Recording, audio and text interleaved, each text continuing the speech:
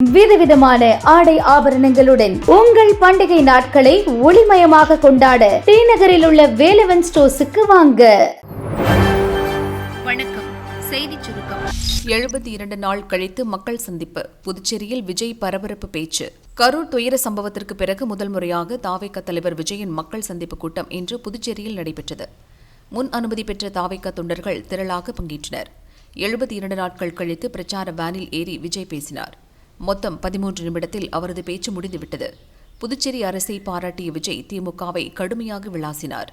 தமிழ்நாடு மாதிரியே புதுச்சேரி மக்களும் என்ன கிட்டத்தட்ட ஒரு 30 வருஷமா என்ன தாங்கி பிடிச்சுக்கிட்டு இருக்கிறீங்க. அதனால இந்த விஜய் தமிழ்நாட்டுக்கு மட்டும்தான் குரல் கொடுப்பான்னு நினைக்காதீங்க. அப்படி பண்ணாத தவறு புதுச்சேரி மக்களுக்கும் சேர்த்து தான் குரல் கொடுப்பான். அது என்னுடைய கடமையும் கூட. இது டெஃபினட்டா தமிழ்நாட்டில் இருக்கிற மாதிரி நம்ம திமுக கவர்மெண்ட் மாதிரி கிடையவே கிடையாது.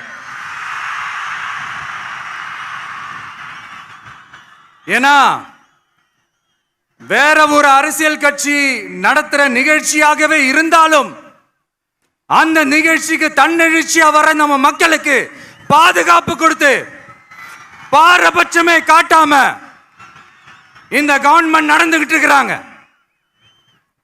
அப்படிப்பட்ட இந்த புதுச்சேரி கவர்மெண்ட்டுக்கும் நம்ம புதுச்சேரி சிஎம் சார் அவர்களுக்கும் இந்த நேரத்தில் என்னுடைய மனப்பூர்வமான நன்றிகளை தெரிவிச்சுக்கிறேன். இத பார்த்தாவது தமிழ்நாட்டில் இருக்கிற அந்த திமுக கவர்மெண்ட் கத்துக்கிட்டா நல்லா இருக்கும். ஆனா அவங்க கத்துக்க மாட்டாங்க. பரவாயில்ல, வரப்போற எலெக்ஷன்ல 100% கத்துக்குவாங்க. அத நம்ம மக்கள் பார்த்துக்குவாங்க. இந்த விஜய் புதுச்சேரி மக்களுக்காகவும் எப்பவும் துணை நிற்பான்.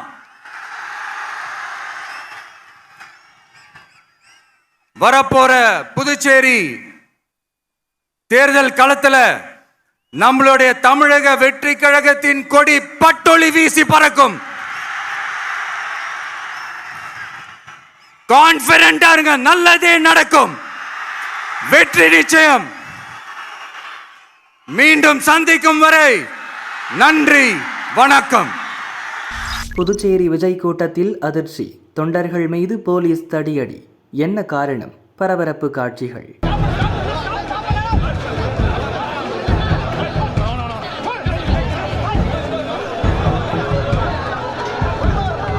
புதுச்சேரி விஜய் பிரச்சார கூட்டத்துக்கு முன் அனுமதி பெற்ற 5000 பேருக்கு மட்டுமே அனுமதி என்று போலீசார் கூறியிருந்தனர்.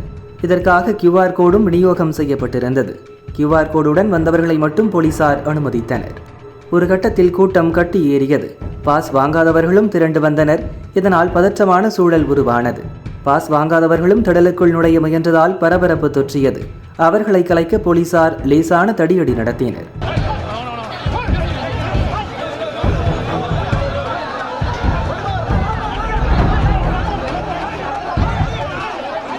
இருப்பினும் கடைசி நேரத்தில் விஜய் பேசும் முன்பு பாஸ் வாங்காதவர்கள் நூற்றுக்கணக்கானவர்கள் உள்ளே அனுமதிக்கப்பட்டனர். அவர்கள் மகிழ்ச்சி பொங்க துள்ளி குதித்து திடலுக்குள் ஓடினர்.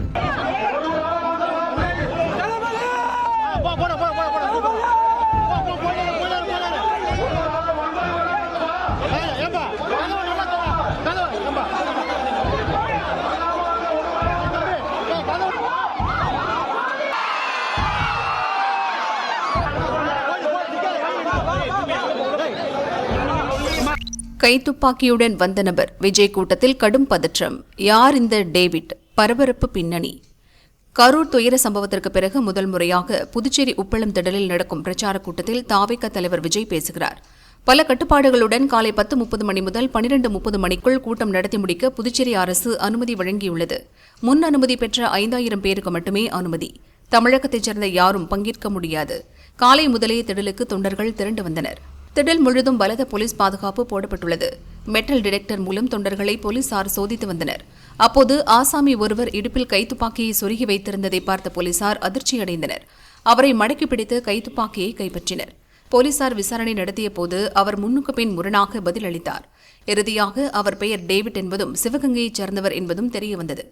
சிவகங்கையின் தாவேக மாவட்ட செயலாளர் பிரபு என்பவரின் தனி பாதுகாப்பு அதிகாரியாக இருப்பதாகவும் லைசென்ஸ் எடுத்து துப்பாக்கி வைத்திருப்பதாகவும் டேவிட் கூறினார். தமிழகத்தைச் சேர்ந்த யாருக்கும் கூட்டத்தில் பங்கேற்க அனுமதி இல்லாத நிலையில் டேவிட் ஏன் வந்தார் என்பது உடனடியாக தெரியவில்லை. டேவிட்டை கைது செய்த போலீசார் ஸ்டேஷனுக்கு அழைத்து சென்றனர். அவரிடம் தொடர்ந்து விசாரணை நடத்தி வருகின்றனர். விசாரணை முடிவில்தான் டேவிட் சொன்னதெல்லாம் உண்மையா என்பது தெரியவரும். விஜய் கூட்டத்திற்கு துப்பாக்கியுடன் வந்த நபரால் அங்கு பதற்றம் உருவானது. போலீசார் கூடுதல் கவனத்துடன் பாதுகாப்பு ஏற்பாடுகளை செய்ய துவங்கியுள்ளனர். கூட்டத்தை கட்டுப்படுத்த முடியல, திக்குமுக்காடிய புதுச்சேரி போலீஸ். தாவேக பதில் சொல்லி ஆகணும்.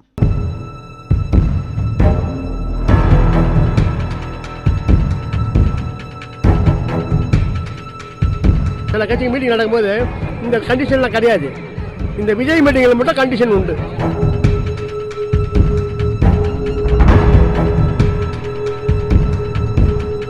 பாஸ் கொடுத்துருந்தாங்க. அந்த பாஸ் வந்து ஒரு பாஸ்க்கு 2 பேர்னு சொல்லியிருந்தாங்க. பட் அதுக்கப்புறம் ஒரு பாஸ்க்கு ஒருத்தவங்க தான் சொன்னாங்க.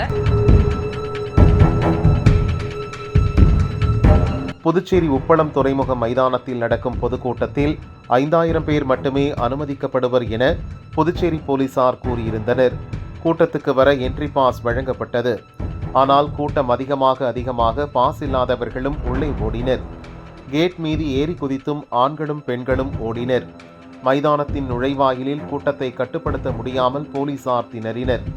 இது பற்றி புதுச்சேரி உள்துறை அமைச்சர் நமச்சிவாயம் கூறுகையில், 5000 பேர் என்ற அனுமதியை மீறி அதிக கூட்டத்தை சேர்த்துள்ளார்கள், இது விதிமீறல் என்றார். இது பற்றி புதுச்சேரி தாவேக நிர்வாகிகளிடம் விளக்கம் கேட்கப்படும் எனவும் நமச்சிவாயம் கூறினார். பாஸ் கொடுத்துருந்தாங்க. அந்த பாஸ் வந்து ஒரு பாஸ்க்கு 2 பேர்னு சொல்லியிருந்தாங்க. பட் அதுக்கப்புறம் ஒரு பாஸ்க்கு ஒருத்தவங்க தான் சொன்னாங்க. அப்புறம் அலோவ் பண்ணிட்டாங்க. கூட்டம் கம்மியாலாம் இல்லை, மூச்சை விட முடியல. கூட்டம் எங்கே கம்மியாக இருக்குது, கஷ்டப்பட்டு உள்ளே வந்திருக்கோம். ஸோ கூட்டம் நிறையா தான் இருக்குது. இன்னும் மக்கள் வந்துக்கிட்டே இருக்காங்க. எல்லாருமே எனர்ஜெட்டிக்காக விஜய் சாரை பார்க்கறதுக்கு they are very happy and energetic. ஒரு டோக்கன் ஒன்று ஃபாலோ பண்ணிட்டாங்க. அதனால தான் வயசானவங்க வர முடியல. காரணம் என்னென்னா இதான் காரணம். இல்லைன்னா திறந்த வயலில் விட்டால் பல பேர் மீட்டிங் நடக்கும்போது, சில கட்சி மீட்டிங் நடக்கும்போது இந்த கண்டிஷன்லாம் கிடையாது. இந்த விஜய் மீட்டிங்கில் மட்டும் கண்டிஷன் உண்டு. 50 வயசு உண்டு, 40 வயசு உண்டு. ஏன் 60 வயசு உள்ளவங்க ஓட்டு போட்டாங்க செல்லாதா? 60 வயசு உள்ளவங்க வந்தாங்க இதுனாதான் பாதுகாப்பு. நாங்கள் வருவோம். பாதுகாப்பு வந்து எல்லாரும் மீட்டிங் போகிறோம். எல்லாரும் இந்த இதில் வந்து எல்லாருமே வரலாம், எல்லாருமே போகலாம்.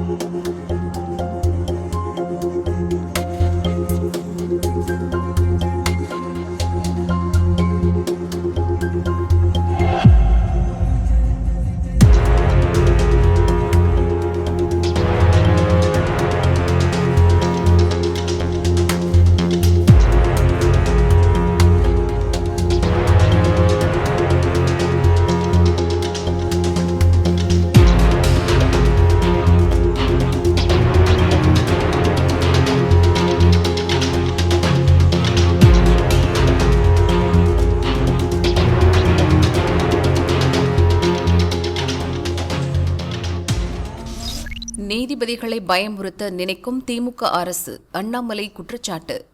தீர்ப்பு பிடிக்கவில்லை என்பதற்காக நேர்மையாக உள்ள நீதிபதியை நீக்குவோம் என கூறுவதன் மூலம் மற்ற நீதிபதிகளை திமுக அரசு பயமுறுத்துகிறது என முன்னாள் தமிழக பாரதிய ஜனதா தலைவர் அண்ணாமலை கூறினார்.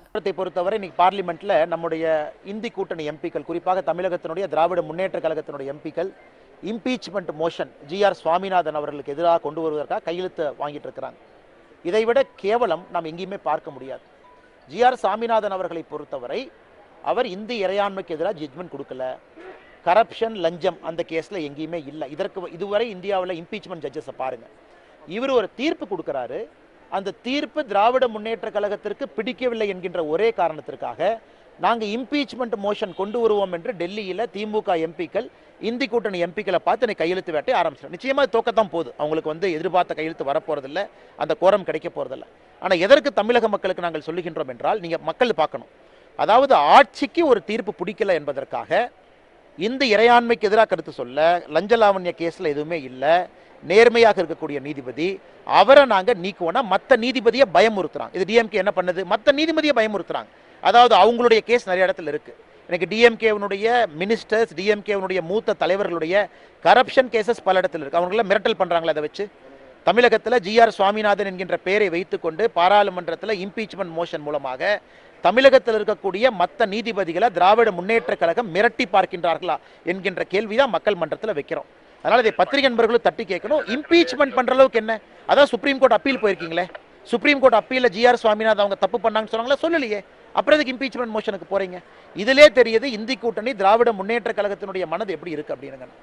ஆனால் எல்லாருக்கும் பாதுகாப்பு கொடுக்கணும். எங்களுடைய நயினார் நாகேந்திரனுடைய யாத்திரையாக இருந்தாலும் சரி, எதிர்க்கட்சி தலைவர் அண்ணன் எடப்பாடி பழனிசாமி அவர்கள் யாத்திரையாக இருந்தாலும் சரி, திரு விஜய் அவர்களுடைய சொல்றீங்க டிசம்பர் 16ஆம் தேதி வர்றாங்கன்னா சொல்றீங்க, எங்கே வந்தாலும் கூட முழுமையாக பாதுகாப்பு கொடுக்க வேண்டிய கட்டாயம் அரசுக்கு இருக்கு. ஏன்னா இன்னைக்கு இன்னொரு முறை ஏதாச்சும் தப்பா நடந்ததுன்னா தமிழக மக்கள் அரசியல் மீதே நம்பிக்கை இழந்து விடுவார்கள். அதை காவல்துறை கண்ணியமாக அதை நடத்தி காட்டுவார்கள் என்று நம்புவோம். சித்த மருத்துவ பல்கலை மசோதா ஜனாதிபதிக்கு அனுப்பிய கவர்னர். தமிழகத்தில் புதிதாக சித்த மருத்துவ பல்கலைக்கழகம் அமைப்பதற்கான சட்ட மசோதா 2022ஆம் ஆண்டு ஏப்ரல் மாதம் சட்டசபையில் நிறைவேற்றப்பட்டு கவர்னர் ஒப்புதலுக்காக அனுப்பி வைக்கப்பட்டது. அதை கவர்னர் ரவி நிராகரித்தார். அதைத் தொடர்ந்து மசோதாவில் பல்வேறு திருத்தங்கள் செய்யப்பட்டு கடந்த அக்டோபர் 16ஆம் தேதி சட்டசபையில் குரல் ஓட்டெடுப்பு வாயிலாக நிறைவேற்றப்பட்டது. மக்கள் நல்வாழ்வுத்துறை அமைச்சர் சுப்பிரமணியன் தாக்கல் செய்த சட்ட மசோதாவில் தமிழக சித்த பல்கலை வேந்தராக முதல்வர், இணைவேந்தராக மக்கள் நல்வாழ்வுத்துறை அமைச்சர் இருப்பர் என தெரிவிக்கப்பட்டிருந்தது. பரிசீலனையில் இருந்த சித்த பல்கலை சட்ட மசோதாவை கவர்னர் ரவி தற்போது ஜனாதிபதி ஒப்புதலுக்கு அனுப்பி வைத்திருப்பதாக தகவல் வெளியாகியுள்ளது.